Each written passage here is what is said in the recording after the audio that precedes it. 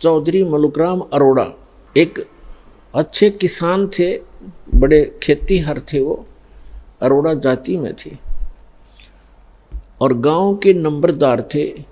गांव में उनकी बहुत अच्छी खासी जो महिमा थी। परमेश्वर एक के घर सत्संग करने गए। अगले दिन श्याम ने दूसरे ने प्रार्थना की, भगवान कल हमारे घर करना। सत्संग भी करते थे, वहाँ उनका भोजन पाते थे। परमात्मा ने पहले दिन एक के घर सत्संग किया, वहाँ भोजन प्राप्त किया। अगले दिन दूसरे के, दूसरे तीसरे दिन तीसरे के। तो भक्त जब गुरुजी जाते हैं तो अच्छा भोजन बनाते हैं, अच्छा हलवा देसी घी का लगावें, छाँव वो डालें, उसके अंदर पानी महक जा पड़ोसियों तक। कुछ एक पड़ोसियों ने जाकर के उस नंबरदार मुल्कराम चौधरी अरोड़ा जी से कहा, जी गांव में एक ठग आया हुआ है और गरीब व्यक्तियों को लूट रहा है, रोज अच्छे माल खाता है, बढ़िया हलवा बनाते हैं, खीर बनाते हैं और चलते समय पूजा लेकर जाता है और ये करेगा बिगाड़। वहाँ रात को सत्संग करते हैं, बहन बेटियां भी जाती हैं और कोई गड़बड़ होगी गांव में, अब देख लो, संभल जाओ, उसको निकाल दो यहाँ से। मुल्कराम जी के मन में ये आया कि भाई साधु संतों के साथ खसना नहीं चाहिए, प्यार से ही देखूंगा मैं वास्तविकता क्या है, फिर मैं कोई बात करूंगा। तो मुल्कदास जी ने फिर सावधानी बरती। जिधर सत्संग थे उस साइड से गलियों से निकलकर खेतों में जाने लगा तो क्या देखा कि तीसरे दिन किसी के घर में छौंक लगा और फिर हलवे का बनाने का समय हो गया। वो निकल कर जा रहा था, उसने आई महक कि अभी हलवा तो बना रखा है। अगले दिन वो तीसरे के घर में, चौथे के घर में,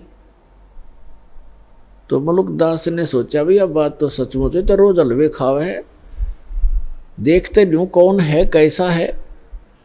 मुल्कदास ने कहा कि ए भक्त, आप ये क्या कर रहे हो? आज तीसरा दिन हो गया मुझे देखते, अच्छे हलवे खाते हो, खीर खाते हो, आप अपना काम करके क्यों नहीं खाते हो? अपनी मेहनत करा करो, मजदूरी करनी चाहिए। अब जैसा भी वो नेक आत्मा था, अपने हिसाब से उसने खूब औपचारिकता से बात तो कई सारी उल्टी पर कही औपचारिकता से। तब परमात्मा ने कहा, देखो भक्त, देखो चौधरी साहब, मुझे तो भगवान बगैर किए ही दे रहा है, खूब खीर खाता हूँ, हलवे खाता हूँ, परमात्मा के गुण गाता हूँ। यदि सभी लोग, सभी संसार भगवान की भक्ति करे जैसे मैं कर रहा हूँ तो सभी को हलवे रोज ही मिल जाए। आप भी प्राप्त कर सकते हो खीर और हलवे। मुल्कदास को ये बात जची नहीं, तो वो कहने लगा कि क्या तेरा भगवान मुझे खिला देगा बैठे को? परमात्मा बोले कि आप विश्वास करोगे तो अवश्य खिला देगा।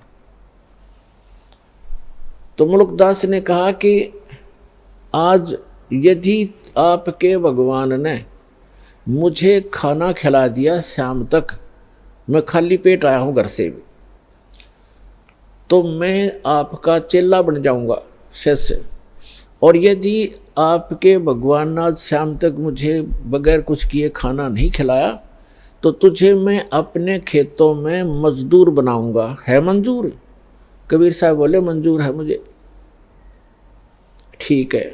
अब चौधरी साहब चले गए। पहले बड़े वन होते थे, जंगल होते थे, गांव के खेतों से भी थोड़ी दूरी पर जंगल होते थे, चारों तरफ वन। अपने खेतों के दूसरी साइड में चले गए जहां पर कोई देखे नहीं, और जंगल में जाकर एक वृक्ष के ऊपर चढ़ गए, ऊपर जाकर बैठ गया। अब ठीक है, दोपहर के 10-11 बजे सी वहाँ गडरिए आ गए। ये भेड़ बकरी चराने वाले, वो कुछ गाय भी साथ में रखते हैं, गौवें भी। उन्होंने अपने एक साथी से कहा कि आप यहाँ खीर बना लो। वहीं पर एक कुआं था छोटा सा, ये कुआं है यहाँ पर, इसमें से जल ले और यहाँ खीर बना लो इस वृक्ष के नीचे, उसी वृक्ष के नीचे जिस पे वो चौधरी साहब बैठे थे। और हम जा रहे हैं, पशुओं को चरा लेंगे, फिर हम आ जाएंगे 1-2 घंटे में, 12 बजे से। तो वो कहने लगा ठीक है। उसने खीर चढ़ा दी और खीर बनने को हुई, बनी तैयार हुई तो उसी समय उसने क्या देखा कि बहुत दूरी पर कुछ घोड़ों के ऊपर व्यक्ति डाकू आ रहे हैं। वो व्यक्ति तो भाग गया, खीर बनती छोड़ गए अपने साथियों के पास, वो दूर चले गए और आगे को। अब वो आकर देखा, उन्होंने कुआं था वहीं पर, डाकुओं ने पानी पीना चाहा कि रुको पानी पिएंगे, कुआं है। वो पानी पीने के लिए नीचे उतरे, घोड़े वहाँ खड़े कर दिए तो देखा, एक ने कहा जी ये तो खीर भी है, यहाँ पर कुछ बन रहा है। उखाड़ कर ढक्कन उठाकर देखा तो खीर बन रही है। तो डाकू कहने लगे भाई अपने उस्ताद से कि उस्ताद भूख लग रही है, लगा ला 2-2 हाथ। उनमें से एक कहने लगा जी ऐसा ना हो कोई इसमें कोई डाल गया हो हमें धोखा देने के लिए, पहले इसको टेस्ट कर लें, किसी पशु पक्षी को खिला लेते हैं। उनमें से तीसरे ने कहा कि बनाने वाला यहीं छुपा होगा, कहीं भाग कहाँ गया होगा, देखो हमसे डर से छुप गया। वो इधर उधर देखने लगे, एक ने ऊपर देखा कि ये बैठा ऊपर, उससे कहा भाई नीचे आ जा तू। वो कहने लगा ना आऊं, नीचे ना उतरूं मैं। क्यों नहीं आवा नीचे? नीचे आना तेरे मारेंगे गोली। 5 सेकंड में नीचे आ लिया। नीचे आया तो कहन उसके वो ढक्कन के ऊपर खीर डाल दी अच्छी खूब और कहा इसको खा। वो नौका कति नहीं खाऊं। अब मुल्कदास खावे नहीं, मना करे कि मेरी तो बात बिगड़ेगी आज। वो इसलिए नहीं खावा कि मैं झूठा पड़ूंगा और चेला बनना पड़ेगा। तो उनको पक्का यकीन हो गया डाकुओं के कि इसने जरूर कुछ ना कुछ मिला रखा है, इसलिए नहीं खाता। उसका 2 मारे दड़ाक, अच्छी मारी लात, अखा बैठ के उसने फटाफट किलो पक्की खा गया। भूख तो लगी रही थी और खाने के बाद उसको काट बैठ आध घंटे, अगर मरेगा तो मर लेगा यूं। अब उसने जिस समय वो कहा कि हम डाकू हैं या तो खा लेना तेरा बकल तार देंगे, तो उसको ये पता लगा तो डाकू हैं। तो अंदर से प्रार्थना की है गुरुजी मुझे बचा ले, मेरी जीवन रक्षा कर दे, मैं आपका चेला बनूंगा।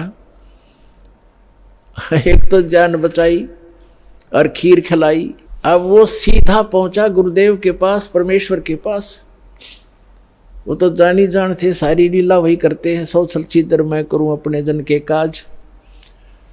अब ज्यों ही मुल्कदास चौधरी आया, परमात्मा बैठे आसन पर नीचे लगा रखा।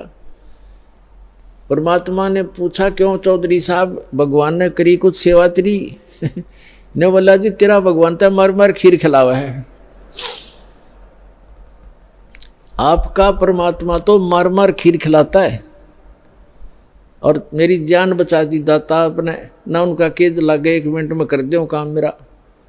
आपको मैंने याद किया, सारी कथा बताई। परमात्मा बोले बेटा यह भी आपके ऊपर एक रहम किया है परमेश्वर ने कि जिस कारण से आपको एक अनमोल रत्न और मिलेगा। खीर तो खिलाई सो खिलाई, ये धन मिल गया।